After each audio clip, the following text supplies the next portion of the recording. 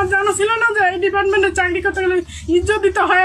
ঘুরছি তখনই আমার পিছনে হাত দেয়, রুম ভাড়ালে কি করবেন, তোমাকে আমি করব। প্রায় আমাকে ডাকে ডাকে বলে আর এরকম ধর্ষণ করতে চায়। আমার নাম মোসাম্মদ নার্গিস পারভিন, আমার বাসা দাসনগর, আমার ইউনিয়ন 10 নম্বর আমার ইউনিয়ন। আপনার স্বামীর নাম? আমার স্বামীর নাম ওমর ফারুক। ওমর ফারুক। আচ্ছা, কি হয়েছে বলেন তো? তো আমি যখন এখানে আনসারে ট্রেনিং দেই তখন ওই স্যার আর আরও অনেক স্যার ছিল, তখন ওই স্যারেরা তখন চা খেতে আসছিল, বিরতি দিছিল, তখন চা খেতে আসছিল। তখন আমি চা গ্যাসে জাল দিতে যাচ্ছি, তখন ওই রহমান স্যার তখন আমার ওই দরজা দিয়ে ওই দিক দিয়ে ওই আমার দোকানের ভিতরে। অনেক আশা আর স্বপ্ন নিয়ে আনসার ট্রেনিং ক্যাম্পে অংশগ্রহণ করেন নার্গিস পারভিন নামের এই তরুণী। ট্রেনিংয়ের মাঝে চা বিরতির সময় স্যারদের জন্য চা বানাতে যান এই নারী। চায়ের পানি গরম করার সময় হঠাৎ সেখানে প্রবেশ করেন রহমান নামের এক আনসার কমান্ডার। আমি বলছি যে রহমান ভাই, আমি তো চাটা দিব, তো আপনি আবার কিসে কাটছেন? তো সমস্যা নাই। তখন বিস্কিট নিতে চলে গেছে, ভিতরে চলে গেছে। আমাকে তখন উনি বলতেছে যে প্লেট দাও, প্লেট দাও। যখন আমি প্লেট নিতে ঘুরছি তখনই আমার পিছনে হাত দেয়। তা আমি বলছি, কি ব্যাপার, তুমি এরকম হাত দিলে? তখন আমাকে গরমার করে চিপে ধরে। এই তরুণী তখনও কল্পনা করতে পারেননি সামনে তার জন্য কি অপেক্ষা করছে। চায়ের সাথে বিস্কুট নেয়ার কথা বলে হঠাৎ সেই আনসার কমান্ডার কথা বলতে বলতে এই তরুণীর স্পর্শকাতর স্থানে হাত দেয়। আচমকা শরীরে স্পর্শ পেয়ে চিৎকার করতে চাইলে এই নারীর মুখ চেপে ধরেন সেই আনসার সদস্য। এমনই অভিযোগ ভুক্তভোগী তরুণীর। কেন তোমার সাথে পাশে যাবো? এখানে একটা রুম নিয়েছি, আমি রুম নিয়েছি, পরিচিত লোকের একটা রুম নিয়েছি, তুই সবার পাশে যাবি। তখন আমি বলছি না, আমি পাশে ঠিক আছে, আমি দেখবো নি। তখন আমার যখন বাছাই করা হয়ে গেল, পূজার ডিউটি বাছাই করা শেষ হয়ে গেছে, তখন আমি ভাবিকে বলছি, ভাবি আমার ওখানে দেরি হয়ে চলে আসছি। গল্পের এখানেই শেষ নয়। ট্রেনিং শেষে এই তরুণীকে আলাদাভাবে দেখা করতে বলেন তিনি। এই তরুণীর অভিযোগ, সেই আনসার সদস্য তাকে বলেন পাশে একটি রুম নেওয়া আছে, সেখানে তাকে দেখা করার জন্য। ট্রেনিং শেষে সেই আনসার সদস্যের কথা মতো কাজ না করায় এই তরুণীকে আবারও ডেকে নেন তিনি। এই তরুণী বলেন সেই আনসার সদস্য তাকে জানায় তার জন্য রুমের ভাড়া বাবদ প্রায় 1000 টাকা নষ্ট হয়েছে। তখন উনি আবার আসে বলছে যে মাগি তুই চলে আসি, ওখানে ভিআইপি একটা কথা ছিল। কি কথা? তখন কাছে চলো ওই যে মসজিদের শহীদ মিনারের কাছে, এখন আমাকে ডাকে নিয়ে যায়, বলে কি তুই চলে আসছিস কে, তুই চলে আসছিস মাগিকা, তো তোর জন্য আমার 1000 টাকা লস হয়ে গেল। 1000 টাকা রুম ভাড়া নিয়েছিলাম, 1000 টাকা লস। আমাকে রুম ভাড়ালে কি করবেন, তোমাকে আমি করবো। ডিউটি চলে আলো, ওখানে আমাকে পর্যন্ত শান্তি পাতে দেয়নি ডিউটি করতে। আমাকে বলছে কি যে তুই আমার সাথে ডিউটি করলি না, আফসোস করলি। আমি বলছি কিসের আফসোস? সে আফসোসের কথা বলা যাবে না। তখন এই কথা বলে তখন আড়ালে আয়, কি হয়েছে কম খাই দে। তখন আবার আসে, আবার আড়ালে দেখে কয় কি যে আমাকে চিপে ধরে। তুই কেন চিপে ধর? তুই আমার কথায় রাজি হইস না কেন? তখন উনি বলছে, তখন কেন তুই আমার কথায় রাজি হইস না? তখন ডাইরেক্ট তখন আমাকে বলছে যে চলো এখানে একটা আমার বন্ধুর বাড়ি আছে পরিচিত, কাঁঠালতলিতে।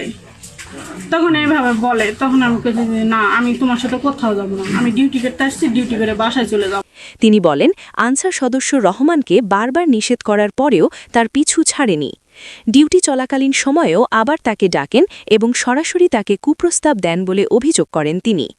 ভুক্তভোগী এই তরুণী জানান তার সাথে শারীরিক সম্পর্ক স্থাপনের সব চেষ্টাই করেন রহমান।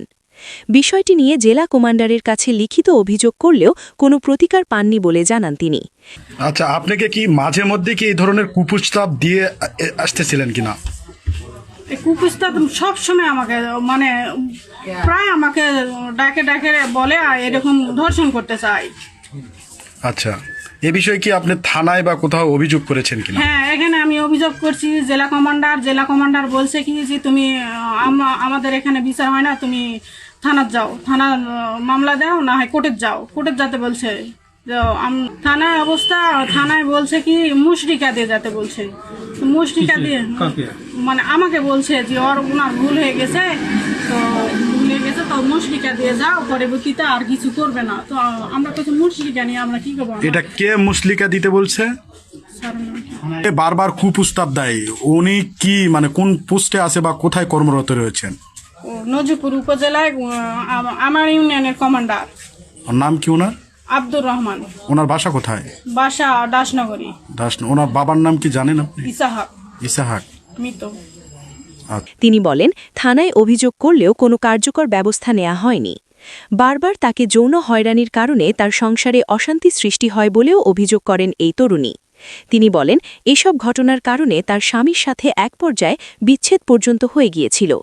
এই ঘটনার সুষ্ঠু ও দৃষ্টান্তমূলক বিচার দাবি করে ভুক্তভোগী এই তরুণী বলেন, কর্মক্ষেত্রে যৌন হয়রানির বিচার না হলে এই ধরনের ঘটনা আরও ঘটতেই থাকবে। বার একটা রিপিট করতেই থাকে। এগুলার জন্য আমার স্বামীর সাথে ছাড়াছাড়ি হয়ে গেছিল। বলেন। তখন এরকম যখন পূজার ডিউটি যখন আমি করা শেষ হয়ে গেল, তখন এরকম কুপ্রস্তাব দিলাম। তখন সাদ্দাম নামে একটা ছেলে আমার পিছনে লাগিয়ে দিছিল চাঁদ। তখন সাদ্দাম নামের ছেলেটা আমাকে কুপ্রস্তাব দিয়েছিল, আমি রাজি হয়নি। তখন ডিউটি করে আমি বাসায় চলে এলাম। তখন আমার স্বামীকে আমি বললাম যে আপনার ভাই এরকম এরকম করে আমার সাথে খারাপ প্রস্তাব দেয়। এদিকে স্থানীয়রা এই ঘটনার তদন্ত সাপেক্ষে দৃষ্টান্তমূলক শাস্তির দাবি জানিয়েছেন। এমন এক চাঞ্চল্যকর এবং নেক্কারজনক ঘটনা ঘটেছে নওগাঁ জেলার নজিপুর উপজেলার দাসনগর ইউনিয়নের ২২ নং ওয়ার্ড এলাকায়। এই ঘটনায় এলাকা জুড়ে সৃষ্টি হয়েছে ব্যাপক চাঞ্চল্য।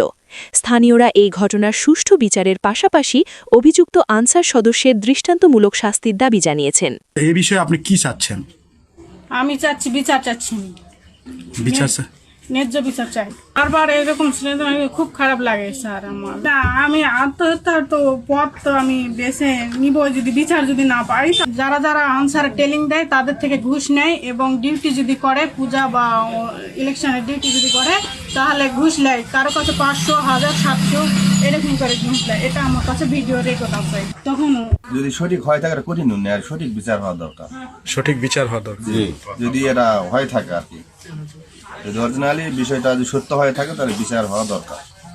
একটা বিচার হলে মনে করেন যে কম আর হবে না। আমার জানা ছিল না যে এই ডিপার্টমেন্টে চাকরি করতে গেলে ইজ্জত দিতে হয় বা ঘুষ দিতে হয়। আমার জানা ছিল না। না আমি আগে ডিউটি করতাম না। আমি প্লেট দেও যখন আমি প্লেট নিতে ঘুরছি তখনই আমার পিছনে হাত দেয়।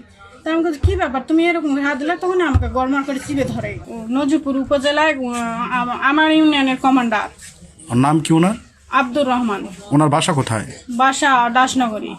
ওনার বাবার নাম কি জানেন আপনি? ইসাহাক। ইসাহাক। মৃত। আচ্ছা আচ্ছা, এই বিষয়ে আপনি কি চাচ্ছেন? আমি চাচ্ছি বিচার চাচ্ছি। বিচার ন্যায্য বিচার চাই।